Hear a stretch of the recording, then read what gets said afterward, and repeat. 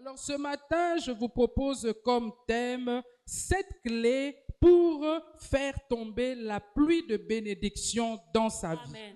Alors bien aimés dans le Seigneur, nous savons tous que la pluie est un des éléments fondamentaux pour la vie.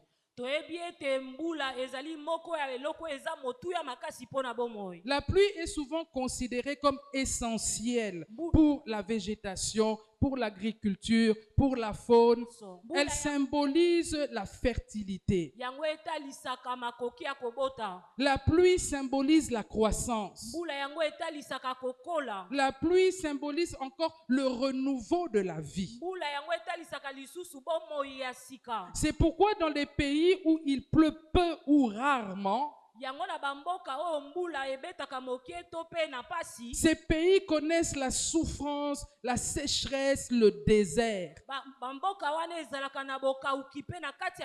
Le manque de pluie affecte les sols. Le manque de pluie affecte la végétation. Le manque de pluie affecte même la production agricole.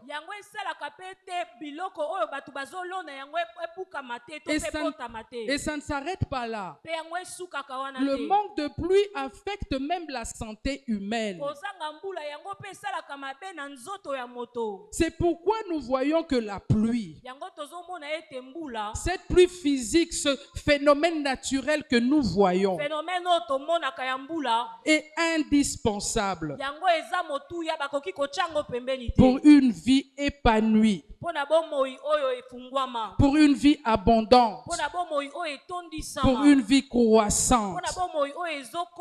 Alléluia. Amen. Alors il faut savoir encore une chose, c'est que dans la parole de Dieu, Dieu promet d'envoyer la pluie. Dieu promet d'envoyer la pluie là où il y a la sécheresse, là où il y a la souffrance, dans le pays aride. Dieu promet d'envoyer la pluie. Ésaïe chapitre 44, le verset 3 jusqu'au verset 4. Ésaïe 44, verset 3 qui n'en a 4. La Bible dit ceci. Et là, c'est Dieu qui est en train de parler. Il dit, car je répandrai des eaux sur le sol altéré. Le sol altéré, c'est un sol abîmé par la sécheresse. Et des ruisseaux sur la terre desséchée. Je répandrai mon esprit sur ta race et ma bénédiction sur tes rejetons. On peut même s'arrêter là. Donc, à travers ce passage, nous voyons que Dieu promet la pluie sur un sol altéré, sur une terre desséchée. Dieu promet d'envoyer la pluie. Mais il est important aussi que tu saches que la pluie dont Dieu parle, ce n'est pas ce phénomène physique, seulement ce phénomène physique qu'on peut observer.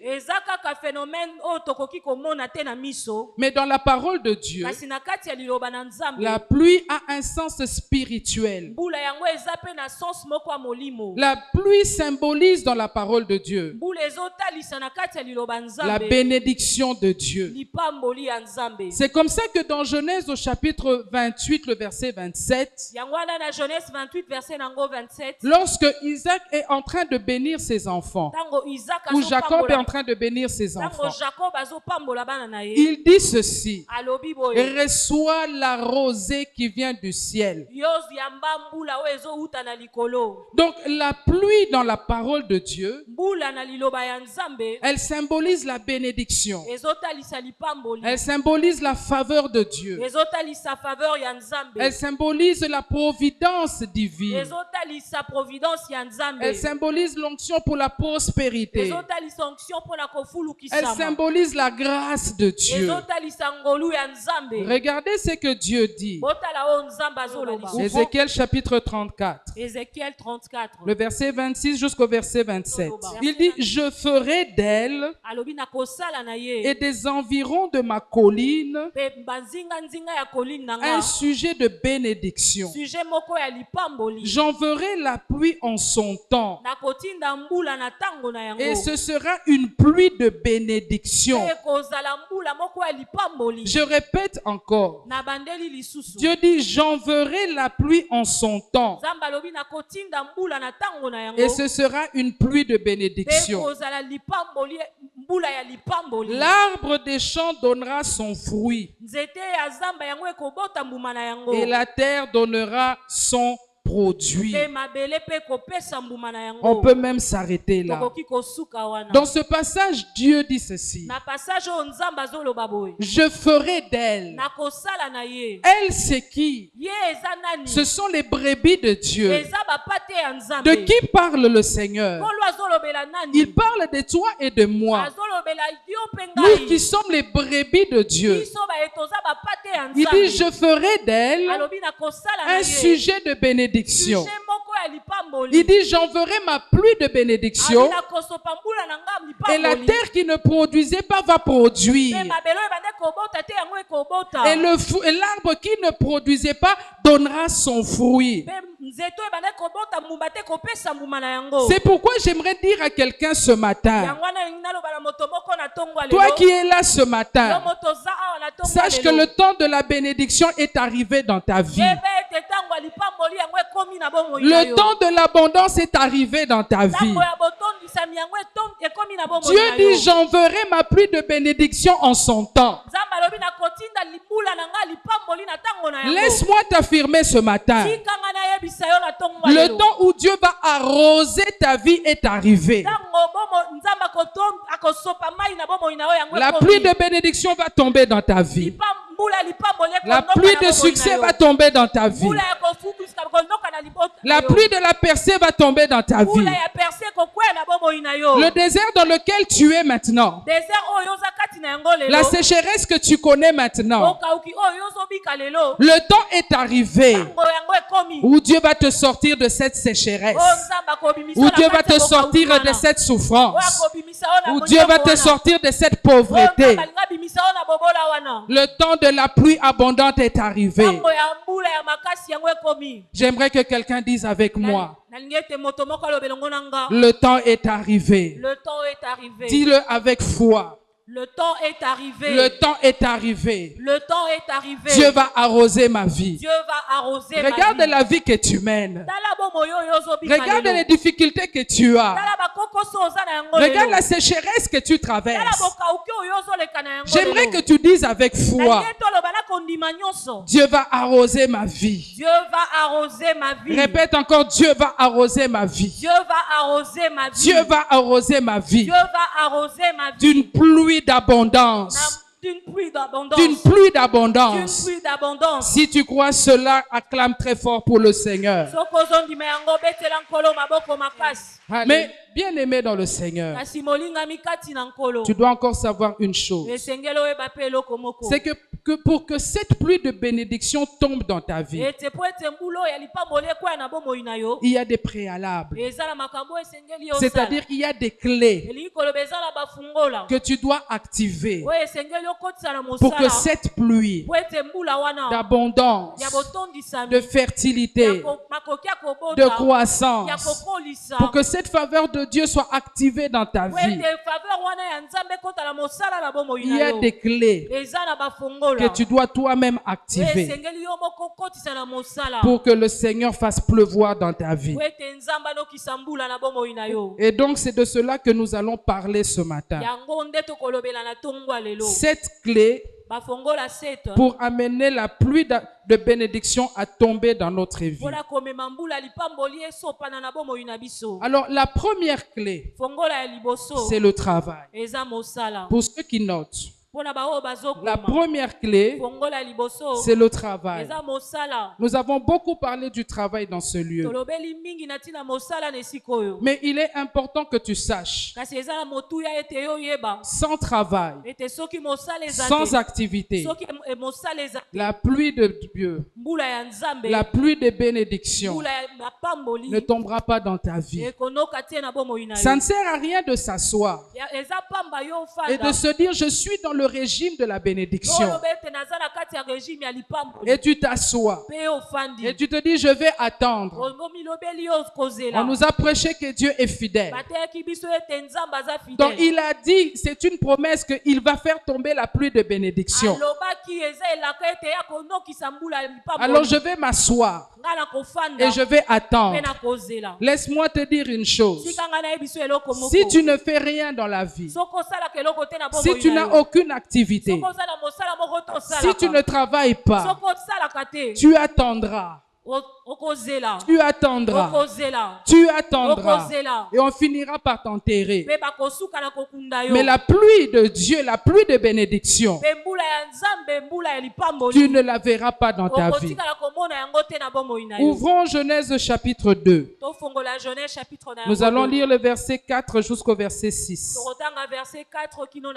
Est-ce que quelqu'un peut dire avec moi le travail? Le travail. Genèse chapitre 2. Genèse 2. La Bible dit ceci. Voici les origines des cieux et de la terre quand ils furent créés, lorsque l'Éternel Dieu fit une terre et des cieux. Le verset 5 dit, aucun arbuste des champs n'était encore sur la terre, et aucune herbe des champs ne germait encore, car l'Éternel n'avait pas fait pleuvoir sur la terre. Pourquoi l'Éternel n'avait pas encore fait pleuvoir sur la terre? La Bible nous donne elle-même la réponse. Parce qu'il n'y avait point d'homme pour cultiver le sol. La Bible dit que Dieu n'avait pas encore fait pleuvoir. Il n'y avait rien qui poussait sur le sol. Et la Bible en donne la raison. Il n'y avait aucun homme pour cultiver le sol. Cultiver, c'est l'image du travail. Et comme il n'y avait personne pour travailler, la pluie de Dieu ne tombait pas. C'est pourquoi j'aimerais que tu retiennes ce matin. Si tu n'as aucune activité, si tu ne travailles pas, ne t'attends pas à la pluie de Dieu. Lui-même a dit dans Deutéronome au chapitre 28, le verset 12. Il dit, j'ouvrirai mon bon trésor le ciel pour envoyer la pluie. Pour quelle raison? Pour bénir le travail de tes mains. Donc retiens ce matin, bien-aimé, que pour faire tomber la pluie de bénédiction dans ta vie, la première clé, c'est le travail. Et même si tu travailles déjà,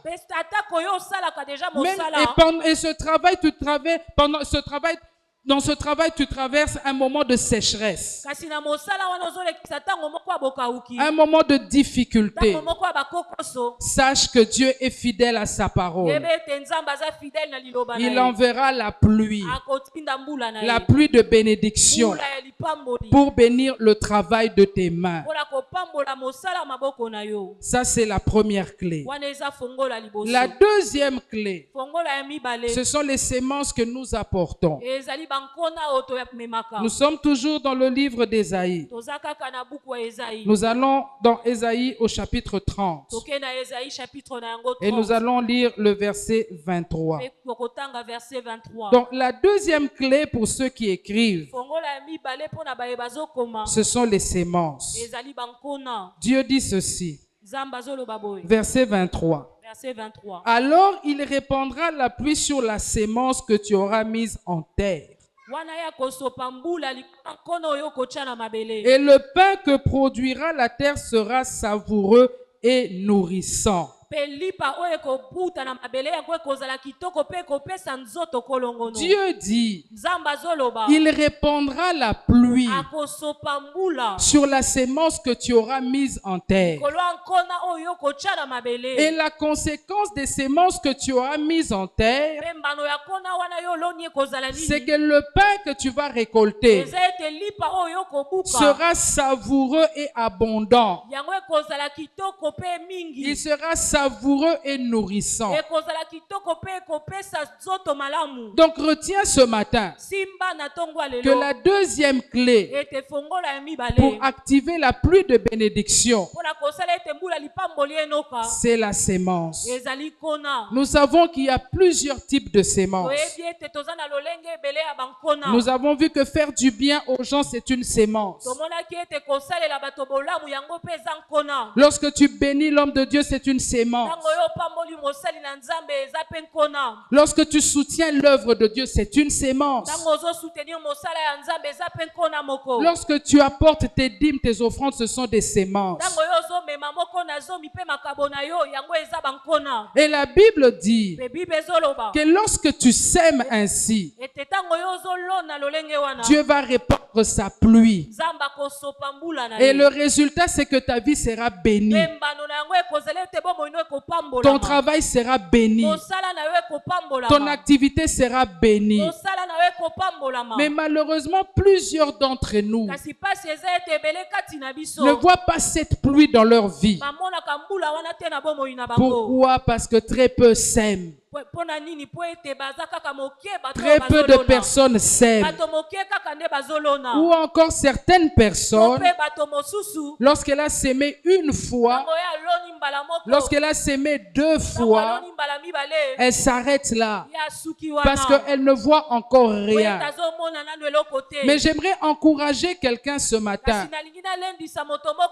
Même si tu ne vois encore rien, continue à s'aimer. La Bible nous invite à ne pas avoir une seule sémence, mais à diversifier nos sémences. Ouvre ta Bible dans Ecclésiaste au chapitre 11, le verset 6. Ecclésiaste chapitre 11, verset 6. Là-bas, la Bible nous encourage à avoir plusieurs sémences. La Bible dit, dès le matin, sème la sémence.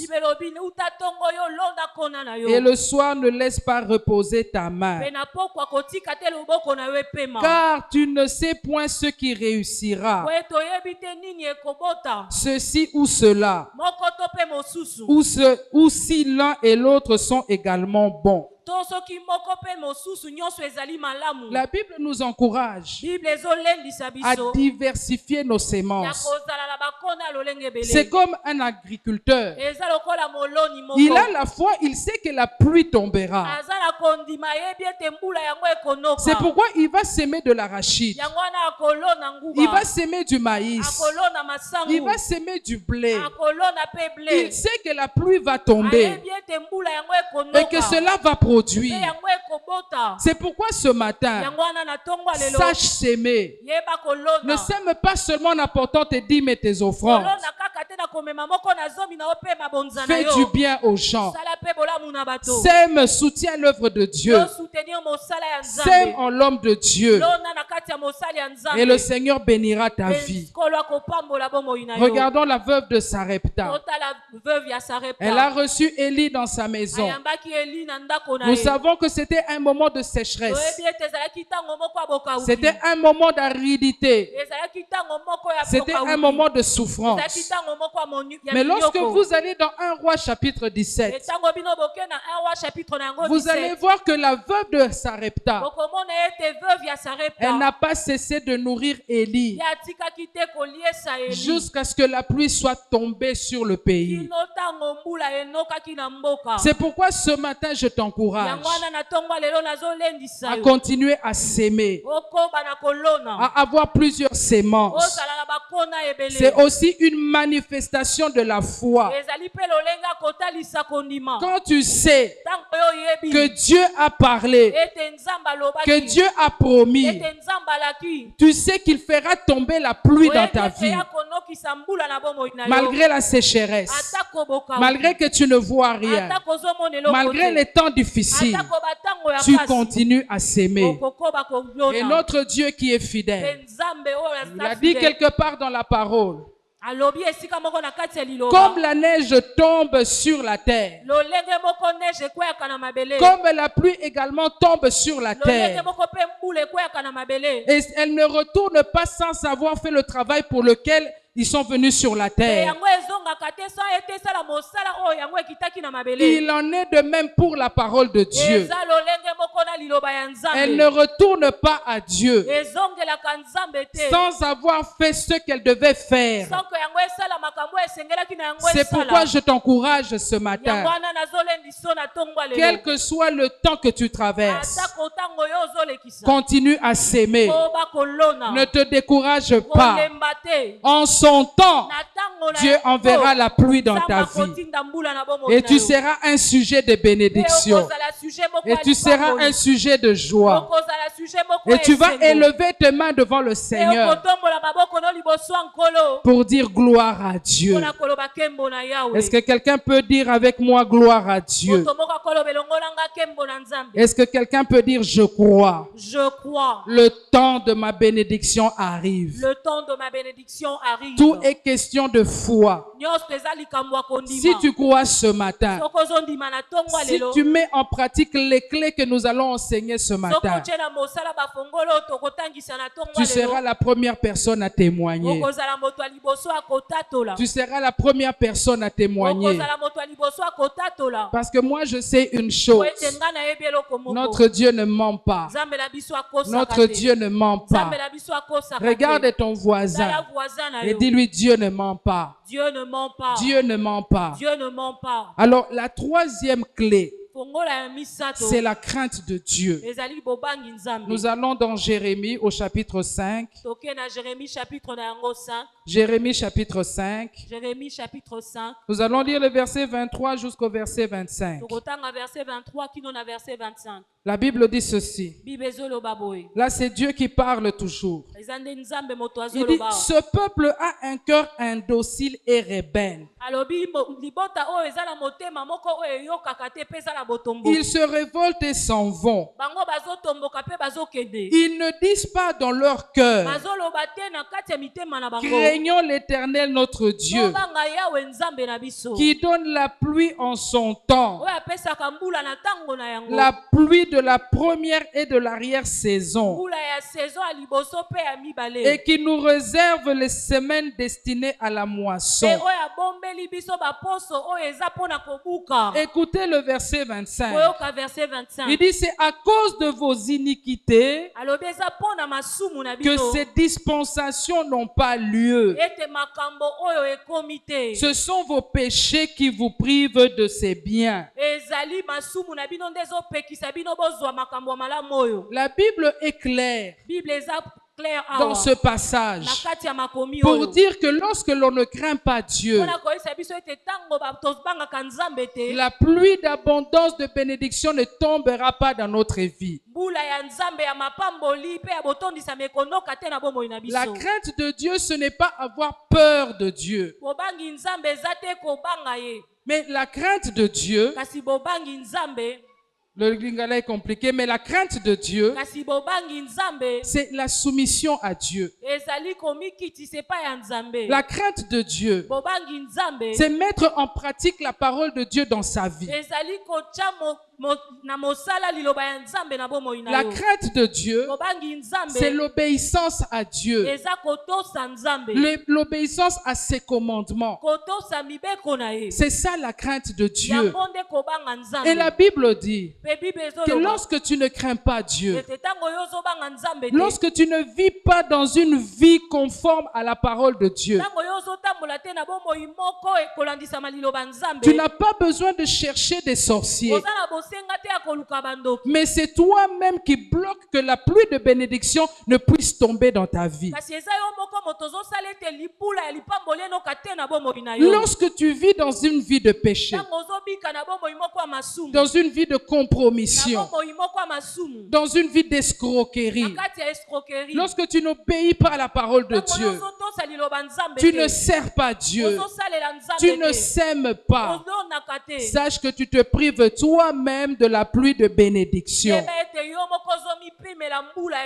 C'est toi-même qui empêche que Dieu puisse bénir ta vie. C'est toi-même qui es un frein, un blocage. Que Dieu puisse te sortir de la sécheresse. Que Dieu te sorte de la souffrance. C'est toi-même qui es un blocage. C'est pourquoi retiens ce matin que la crainte de Dieu est une des clés qui va permettre que Dieu fasse tomber sa pluie dans ta vie.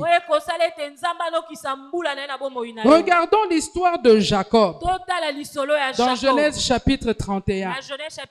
Nous connaissons tous l'histoire de Jacob. Nous savons comment Jacob s'est enfui chez Laban. Il a travaillé pendant des années. Et Laban devait lui donner son salaire. Tous les lecteurs de la Bible connaissent bien cette histoire. Jacob a fait un deal avec Laban. Il a dit toutes les brebis, les boucs qui sont achetés et marquetés seront pour moi. Mais Laban a voulu le rouler. Mais Laban a voulu le doubler.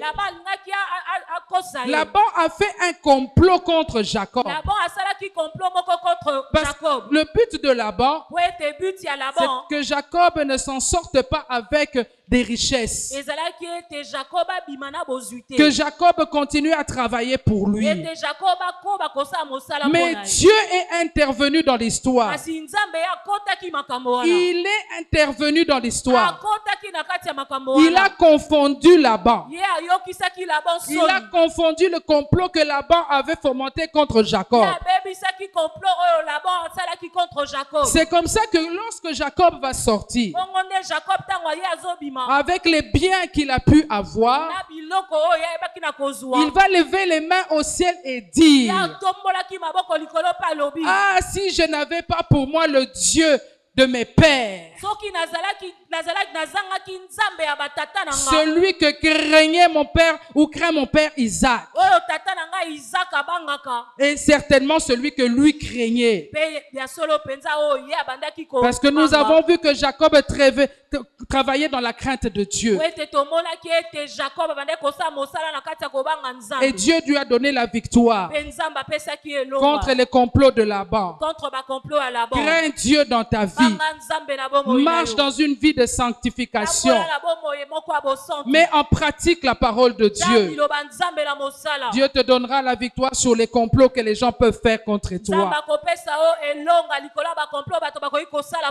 Dieu te sortira de tous les pièges que les gens vont mettre devant toi. Dieu va bénir ta vie. Dieu va changer ta vie. C'est pourquoi la troisième clé: crains le Seigneur. Abandonne le péché. Fais un examen de conscience ce matin. Regarde-toi face au miroir de la parole de Dieu. Est-ce que tu marches conformément à la parole? Est-ce que tu crains Dieu dans ta vie? Est-ce que tu obéis au commandement de Dieu? J'aimerais que ce matin, chacun de nous puisse se situer quelque part et que ton cœur te donne la réponse. Que ton cœur te donne la réponse. Amen. Alléluia. Est-ce que quelqu'un peut dire Amen? Donc la troisième clé, c'est la crainte de Dieu. Et là maintenant, nous allons dans la quatrième clé, qui est la repentance et le jeûne. Amen. La repentance, jeûner, c'est aussi une des clés qui fait tomber la pluie de bénédiction dans notre vie. Je pense que la troisième clé, c'est la crainte de Dieu. Chacun ce matin examine son cœur. Et chacun sait là où il ne craint pas Dieu. C'est pourquoi cela nous amène à la quatrième clé, qui est la repentance et le jeûne. Dieu dit il enverra sa pluie en son temps. Dieu n'est jamais en avance, Dieu n'est jamais en retard. Et moi je suis fermement convaincu que le temps de Dieu a sonné dans ta vie. Le temps de Dieu a sonné dans ma vie. Nous sommes aux portes de la bénédiction. Nous sommes aux portes de que notre vie change de l'infertilité, qu'elle devienne productive. Nous sommes aux portes pour que Dieu change l'infertilité en fertilité. Que le désert que tu traverses dans un domaine de ta vie puisse devenir un oasis. Est-ce que quelqu'un croit avec moi ce matin? Est-ce que quelqu'un croit avec moi ce matin? C'est pourquoi la quatrième clé, c'est la repentance et le jeûne. Ouvrons nos Bibles dans Joël au chapitre 2. Nous allons lire le verset 12, puis nous allons lire le verset 23.